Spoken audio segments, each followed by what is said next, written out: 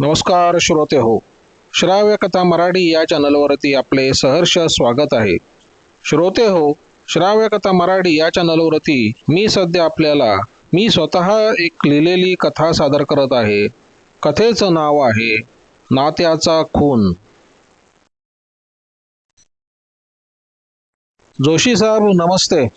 मोहसिन जोशी साहेबांच्या टेबलजवळ येऊन म्हणाला. रिमांडला पाठवायच्या आरोपीचा रिमांड रिपोर्ट जोशी साहेब लिहित होते. त्यांनी मान वर करून बघितले तर समोर मोहसिन उभा होता. अरे मोहसिन, कैसा आहे? आज इधर कैसा? जोशी साहेबांनी विचारलं. मोहसिन अन्सारी हा कमाटीपुरा तिसऱ्या गल्लीतील नाक्यावरील इमारतीत राहायचा. तेथे कोपऱ्यात त्याचा चहाचा एक स्टॉल होता. सकाळी 7 वाजल्यापासून ते रात्री 10 वाजेपर्यंत त्याचा चहाचा स्टॉल होता. साधारण 35 वर्षाचा हडकुळा मोहसिन स्वभावाने शांत आणि गरीब होता. पण बायको आणि 4 पोरं यांना सांभाळताना त्याच्या नाके नऊ यायचे. चहाचा स्टॉल चालवून पुरेसे पैसे मिळवायचे नाहीत. मग एखाद्या दिवशी रात्री त्याचा मित्र सलीम खान याच्याबरोबर जाऊन कुठेतरी गटाराची झाकणं चोर, भंगार चोर वगैरे कामं करायचा आणि 2 पैसे जास्तीचे मिळवण्याचा प्रयत्न करायचा. या उद्योगात त्याला 2-3 वेळेस पोलिसांनी पकडले होते. पण 4-5 दिवस लॉकअप व नंतर 5-6 दिवस जेल यापेक्षा जास्त वेळ तो आत राहिला नव्हता. पण त्याला जामिनावर सोडवताना त्याची बायको मात्र वैतागून जायची. मोहसिनचा बडबडा स्वभाव आणि त्याला 2-3 वेळा अटक झालेली असल्यामुळे काही पोलीस मात्र त्याच्या ओळखीचे झाले होते. त्यामुळे कधीकधी त्यानं खबरी बनून सुद्धा पोलिसांना छोट्या मोठ्या चोरीची माहिती देऊन पोलिसांचा विश्वास जिंकण्याचा प्रयत्न केला होता. परंतु यावेळी मात्र साधारण 2 महिन्यांपूर्वी कामाटीपुरा 5व्या गल्लीत एका सोनाराचे छोटे दुकान फोडले होते. त्यात सोने चांदी मिळून 50,000चा माल होता. जोशी साहेबांनी प्रथम सलीमला ताब्यात घेतले होते आणि सलीमनं मोहसिनचं नाव घेतल्यानं त्यालाही अटक केली होती. पण मोहसिन मात्र या चोरीत सलीम बरोबर नव्हता. सलीमचा दुसरा एक मित्र त्यात होता. सलीम व त्यानं चोरी केल्यावर सलीमनं मोहसिनचं नाव घेतल्याने या दोघांची चौकशी करण्यात जोशी साहेबांचा वेळ गेला होता. तेवढ्या वेळात सलीमच्या त्या मित्रानं चोरीचा माल विकून पैसे मिळवून त्यातील फक्त 1,000 रुपये सलीमची पत्नी सलमाला आणून दिले होते. उरलेल्या पैशावर तो मजा मारत होता. सलीम व मोहसिन यांना अटक करून 1 आठवडा झाला तरी चोरीचा माल रिकव्हर होत नव्हता. सिनियर साहेबांनी जोशी व त्यांच्या स्टाफला 2-3 वेळेस धारेवर धरले होते. तसेच ज्याच्या दुकानात चोरी झाली होती तो कांतीलाल ज्वेलर्स देखील सब इन्स्पेक्टर जोशींबद्दल तक्रार घेऊन सिनियर साहेबांकडे आला होता. त्याला वाटत होतं की चोरी करणारे चोर सापडले आणि पोलीस सांगत आहेत की माल मिळत नाहीत, म्हणजे पोलिसांनी चोराकडून माल हस्तगत केला व तो स्वतः झडप केलाय.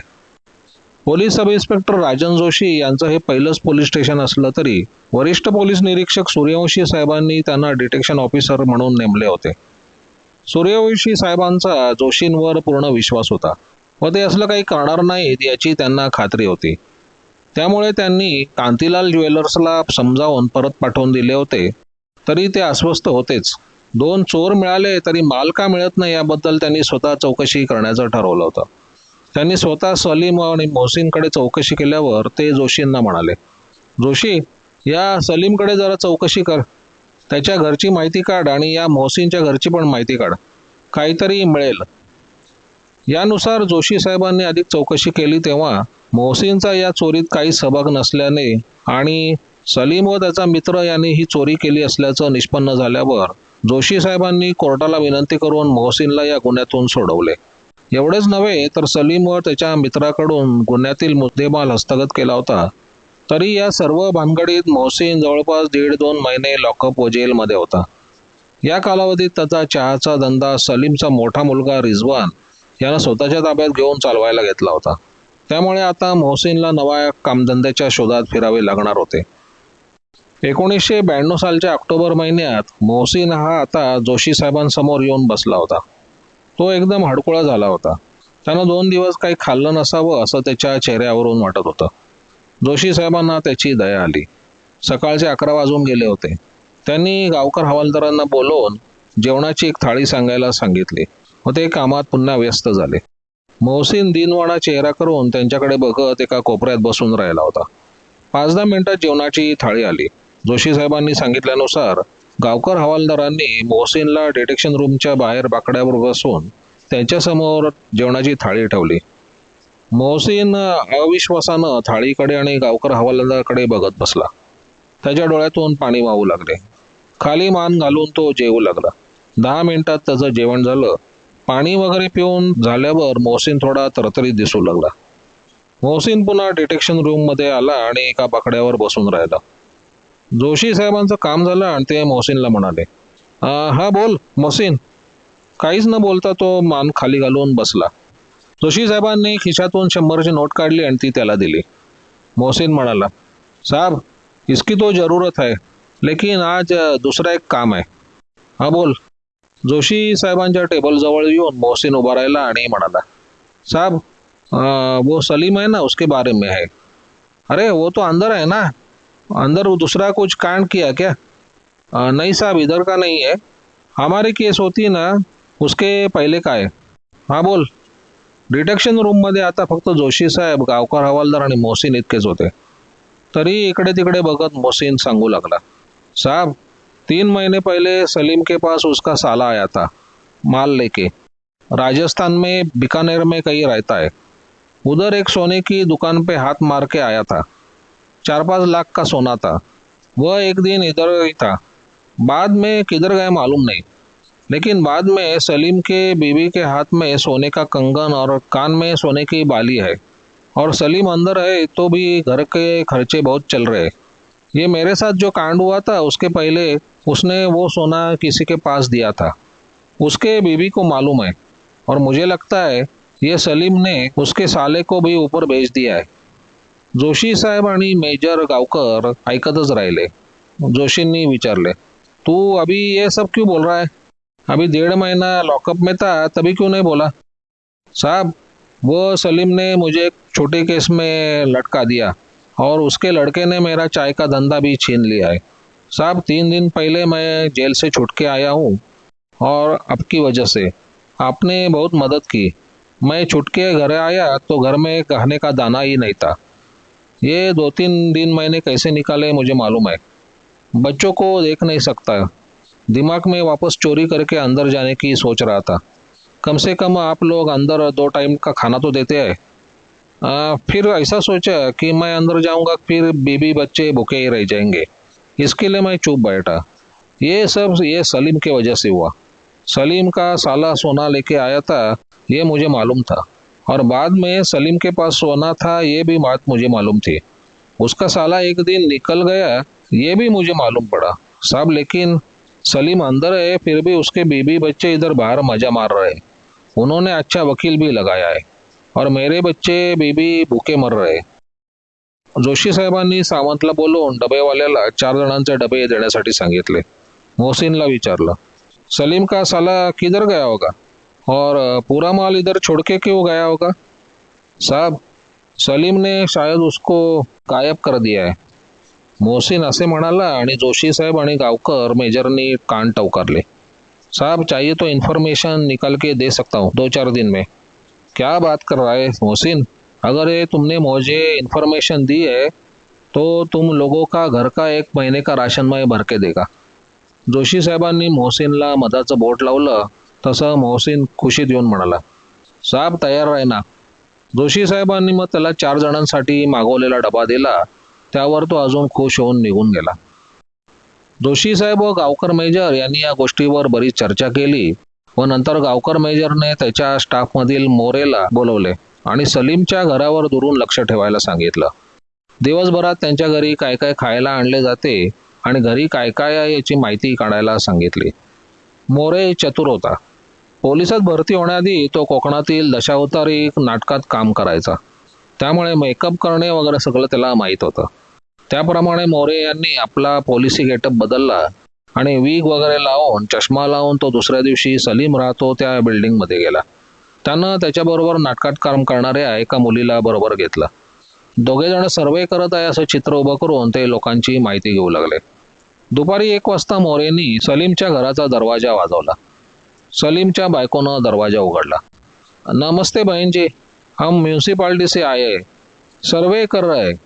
जिनकी आमदनी महीना रुपये 1,000 से कम है उनको सरकार की तरफ से कुछ मदद दी जा सकती है क्या, ये हम सर्वे कर रहे हैं. लेकिन मेरा मर्द घर में नहीं है. हाँ ठीक है, आप भी जवाब दे सकते हैं. और आपका मरद कभी आएगा?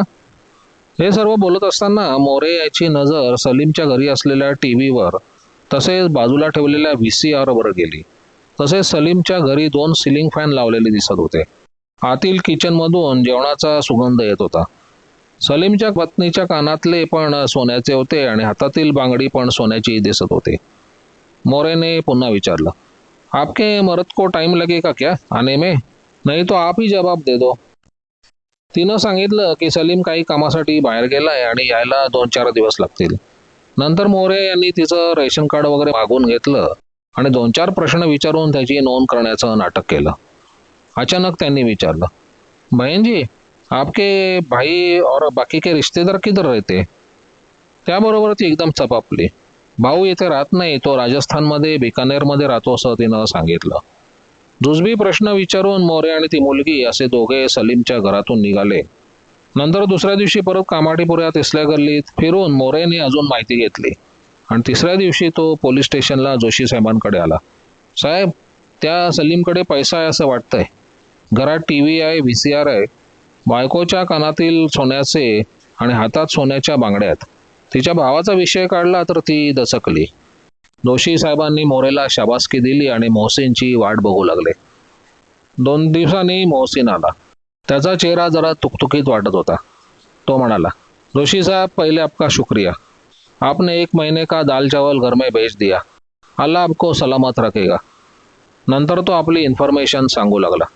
साहेब जी, पक्की खबर है. 16 जून को सलीम का साला ट्रेन से आया था. 7 में चोरी का माल लाया था. 16 तारीख की शाम को और रात को लोगों ने उसको देखा. 17 जून के सुबह 7-7:30 बजे सलीम और उसका बड़ा लड़का रिजवान एक बड़ी सूटकेस लेके घर से निकले थे. नीचे रहमत चाचा रहते हैं. उन्होंने पूछा भी तो सलीम बोला कुछ अर्जेंट काम से गाँव जा रहा है. 17 तारीख को सुबह सलीम और उसका बड़ा लड़का निकले और 19 तारीख को रात को वापस आए तो सूटकेस नहीं थी साहब. क्या हुआ है वो आप समझ जाओ. जोशी साहेब व गावकरांनी एकमेकांकडे बघितले आणि जोशींनी मोहसिनला जायला सांगितले. जोशी व गावकर मेजर यांनी चर्चा केली. नंतर जोशी वरिष्ठ पोलीस निरीक्षक सूर्यवंशी यांच्याकडे गेले. त्यांना माहिती दिली. सूर्यवंशी साहेबांनी सर्व ऐकून घेतल्यावर जोशींना हा तपास कसा करायचा ते सांगितले. त्यानुसार जोशी साहेबांनी काम सुरू केले. जोशी साहेबांनी प्रथम बिकानेर येथे अशी काही चोरी झाल्याची नोंद आहे का याची माहिती काढण्यासाठी पोलीस महासंचालक कार्यालयातर्फे राजस्थानला वायरलेस मेसेज पाठवला.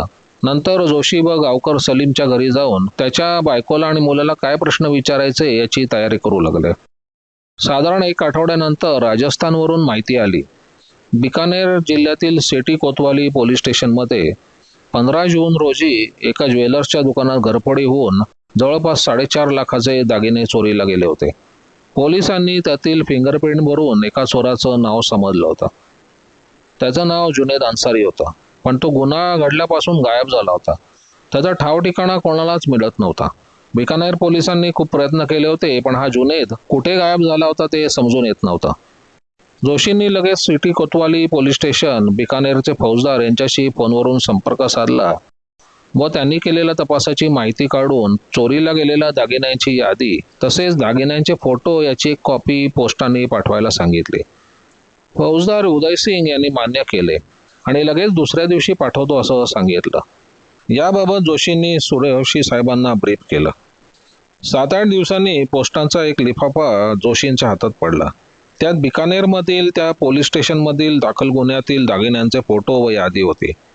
जोशी साहेबांनी मोरे व त्याच्यासोबत गेलेली त्याची नाटकातील सहकारी लता यांना फोटो दाखवले तेव्हा लताने बरोबर त्यातील सलीमच्या बायकोनं हातात घातलेली बांगडी व कानातले ओळखले. बायकांची या बाबतीतील नजर एकदम पक्की असते. त्यांनी लताला शाबासकी दिली आणि धन्यवाद देऊन त्याला जायला सांगितले. दुसऱ्या दिवशी सकाळी 11 वाजता जोशी, गावकर, सावंत, मोरे आणि 2 महिला अंमलदार असे सलीमच्या घरी पोहोचले. सलीमची पत्नी सलमा व मोठा मुलगा रिजवान घरीच होते. जोशी आणि स्टाफला बघताच ते दोघे जबाबले. त्यांच्या चेहऱ्यावरील बदललेले भाव जोशी साहेबांच्या लक्षात आले आणि त्यांनी सरळ मुद्द्याला हात घातला. देखो सलमा, सलीम ने हमको सब बता दिया है. तेरा भाई बीकानेर से जो सोना लाया था वो हमें चाहिए और तेरा भाई जुनेद भी. जोशी साहेबांच्या तोंडून जुनेदचं नाव ऐकता सलमा हादरली. तिची खात्री पटली की सलीमने पोलिसांना सर्व काही सांगितलेलं आहे. पण तरी ती आणि तिचा मोठा मुलगा रिजवान हे दोघे तयारीचे होते. त्यांनी काहीच माहिती नाही असं दाखवायला सुरुवात केली. जोशी साहेबांनी ठेवणीतले अस्त्र काढले आणि ते उठले आणि खाडकन रिजवानच्या कानाखाली ठेवून दिली. सलमाला चोरीला गेलेल्या दागिन्यांचे फोटो दाखवले. ते म्हणाले, ये दागिने चाहिए, पहले तुम कान में से और हाथ में से जो पहने वो निकाल दे दो. सलमा हताशपणे खाली बसली आणि रडू लागली. तिचा मुलगा पुन्हा अरेरावाने काही बोलू लागल्यावर गावकर मेजर पुढे झाले आणि त्यांनी पुन्हा त्याच्या 2 कानाखाली ठेवून दिले. त्याबरोबर तो खालीच बसला. सलमानं तिच्या हातातील बांगडी आणि कानातले काढून दिले. नंतर उठून कपाटातून अजून 2 बांगड्या आणि 2 अंगठ्या काढून दिल्या. जोशी साहेबांनी ते त्याच्या जवळील फोटोशी पडताळून बघितले. ते बरोबर होते. जोशी साहेबांनी बाकीचे दागिने कुठे असं विचारलं तेव्हा तिच्या मुलानं ते नागपाड्यातील आणि पायधुनीला ज्वेलर्सला विकल्याचे सांगितले. सलमाने काढून दिलेले दागिने ताब्यात घेऊन तिला महिला पोलिसांना सूचना देऊन त्यांच्यासोबत पोलीस स्टेशनला पाठवले. नंतर जोशी व स्टाफ रिजवानला घेऊन नागपाडा आणि पायधुनी येथे जायला निघाले. रिजवानने दाखवलेल्या ज्वेलर्सकडून त्यांनी विकलेल्या दागिन्यांपैकी काही दागिने हस्तगत केले. त्यातील काही दागिने विकून आलेले पैसे सलीमच्या वकिलावर तसेच घर खर्चावर खर्च झाले होते. ते आता काही मिळणं शक्य नव्हतं. पोलीस स्टेशनला आल्यावर जोशींनी सूर्यवंशी साहेबांना रिपोर्ट केला. सूर्यवंशी साहेबांनी जोशी साहेबांना शाबासकी दिली व जुनेदची माहिती काढण्याबाबत सूचना दिल्या. बिकानेर येथून चोरीला गेलेल्या 4.5 लाखाच्या दागिन्यांपैकी जवळपास 2.5 लाखाचे दागिने मिळाले होते. जोशी साहेबांचे मोठे काम झाले होते. दुपारचे 3 वाजले होते. जोशी साहेब व स्टाफ यांनी प्रथम जेवण केले आणि पुढील तपासाबाबत जोशी साहेब विचार करत बसले होते. तोपर्यंत गावकर मेजर राऊत आणि मोरे यांनी सलीमचा मुलगा रिजवान याला प्रश्न विचारून हैराण केले होते. साधारण 1 तास प्रश्नाची सरबत्ती झाल्यावर जोशी साहेबांनी एंट्री मारली. हाँ बोल, ये सब माल तेरा मामा बीकानेर से लाया था ना, बराबर ना? हाँ जी साहब बराबर. वह तुम्हारे घर से 16 जून की सुबह आया था. 17 जून को तू और तेरा बाप सलीम एक सूटकेस लेके घर से बाहर निकले थे, बराबर. तो ये बता कि तेरा मामा जुनेद अभी किधर है? साहब मुझे नहीं मालूम. मामू आया था लेकिन दूसरे दिन मुझे और अब्बू को गांव जाना पड़ा, इसलिए हम गए. बाद में मामू कभी और किधर गए मालूम नहीं. अच्छा, रिजवान तेरा गांव तो आजमगढ़ है और ट्रेन से जाएंगे तो कम से कम 24-25 घंटे लगते हैं. फिर तुम 17 तारीख को निकल के 19 तारीख को कैसे वापस आ गए? कौन से ट्रेन से गए थे और आ गए कौन से ट्रेन से? आजमगढ़ में कौन से गांव गए थे? साहब हम 19 तारीख को नहीं 21 तारीख को वापस आए थे. जोशी साहेबांनी उठून पण त्याच्या कानाखाली ठेवून दिली आणि गावकर मेजरनं म्हणाले, गावकर याला जरा वरती टांगा, आपला जरा बेल्ट घेऊन या. गावकर मेजर काही न बोलता उठले आणि त्यांनी बेल्ट आणि रस्सी आणली. बेल्ट जोशी साहेबांपुढे ठेवले आणि रिजवानकडे आले. त्यांनी आणि राऊत यांनी मिळून त्याचे दोन्ही हात बांधण्याची तयारी सुरू केली. तसा तो घाबरून म्हणाला, साहेब मैं सब बता देता हूँ. रिजवानने सर्व काही सांगितले. 16 जूनच्या सकाळी त्याचा मामा जुनेद बिकानेर इथून आला होता. त्याच्याकडे एक हँडबॅग होती. सकाळी चहा नाश्ता झाल्यावर त्यानं बहिणीला आणि मेवण्याला म्हणजे सलमा आणि सलीमला सांगितलं की त्यानं मोठी चोरी केली आहे आणि तिथून आणलेले दागिने दाखवले. 4-5 लाखाचे सोने बघून सलमा आणि सलीमला चक्करल्यासारखे झाले. नंतर दुपारी जेवण वगैरे झाल्यावर त्या सोन्याची विल्हेवाट कशी लावायची यावर त्यांची चर्चा झाली. सलीमचा मोठा मुलगा 19 वर्षाचा म्हणजे मोठा असल्यामुळे तो तेथेच होता. रिजवान आता छोटी मोठी कामे करून थोडेफार पैसे कमवत होता. त्यामुळे त्याला अक्कल आली आहे असं सलमा आणि सलीमचं मत होतं.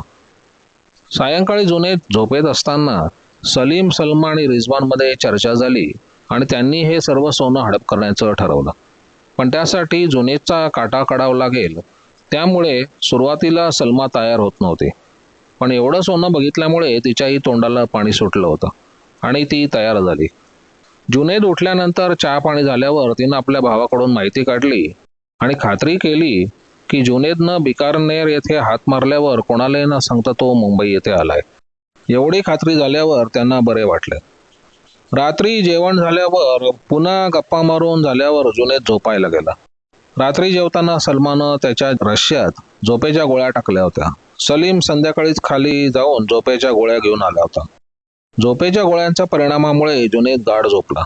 नंतर रात्री 1 वाजता सलीम, सलमा आणि रिजवानने जुनेदला गळा दाबून ठार मारले.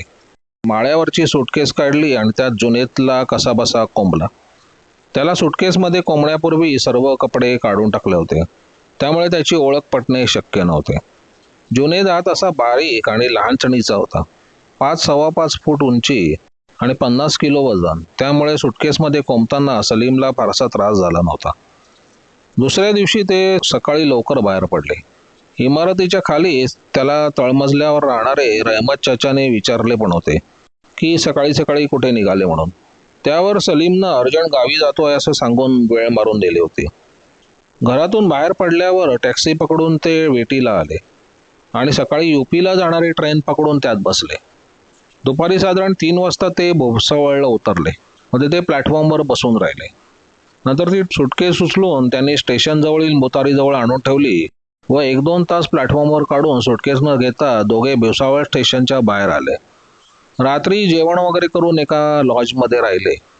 दुसऱ्या दिवशी सकाळी फ्रेश होऊन दोघेही प्लॅटफॉर्मवर आले तेव्हा त्यांना मुतारीजवळ बॅग दिसली नाही, म्हणून त्यांनी माहिती काढण्यासाठी ते भुसावळ रेल्वे पोलीस स्टेशनला गेले.